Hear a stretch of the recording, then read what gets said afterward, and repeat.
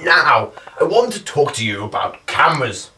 These days there's a whole host of different cameras for you to choose from, each with their own individual features.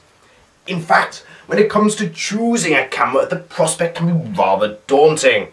But it needn't be, as I have comprised a short test to see which consumer camera is the best. So, to find out, I headed off around town with two of my favourite camera models. The cameras that I'd chosen were the Sony DSC-H55 and the Canon SX210IS. Both cameras are priced at approximately £200 and offer quite a variety of features for what you pay. The zoom, especially on both models, is remarkable considering their size.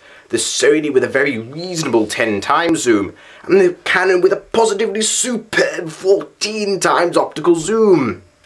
Otherwise, the two models are very similar in their specifications, both with a magnificent 14.1 megapixel resolution, an equally impressive 3-inch screen, and are very similar in their size.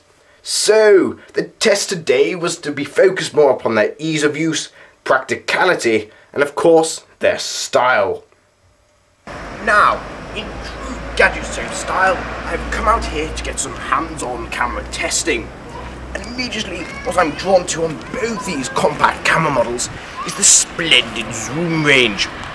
In fact, this should allow me to get some rather superb close-ups. So, I started with the Canon PowerShot, and on first impressions I was really rather impressed. The large zoom range really allowed me to get some terrific close-ups. Along with the image stabilisation, I was able to reduce the camera shake. One thing that I have found, despite the Canon's amazing zoom capabilities, is that the slider for the zoom is rather fiddly.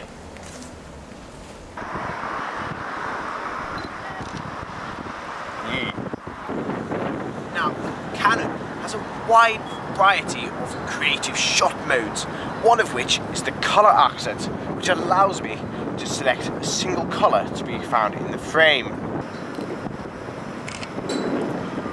It really is a marvellous function and adds an artistic touch to your shots. Next up was the Sony CyberShot. It too produced high quality photos and came with a rather interesting smile detection, which I found rather amusing. Yes. Despite having a lower zoom range, the Sony came with a more easy to use zoom slider, which gave it a slight advantage over the Canon. Now, one of the main unique selling points of the Sony is its sweet panorama functionality. I myself have not previously tried this feature, however, on first accounts I'm rather impressed. As you pan the camera, the inbuilt software detects your movement and stitches together the separate images which it takes whilst you sweep the camera. Even though the Canon does have an inbuilt panorama setting, it is rather a lot of fuss as it does not do it automatically. Now, it's time to have a look at the results from our field test. Firstly, with the Sony, you can really see the details in your high quality photos. It makes for quick playback, and the 3-inch LCD screen really makes it ideal for viewing them. However, in comparison to the Canon, the Sony is a little less fancy. On the Canon, when it comes to playing back your photos, there is a rather nifty click wheel similar to the Apple's iPod. Having said that, the Sony does allow you to view your photos accompanied with some music of your choice. Both these cameras record movies at 720p high definition, which is impressive again, considering the fact that they're cramming yet another feature into their compact size. However, the cameras are let down by the fact that when zooming, they make a buzzing noise when the optical zoom is used.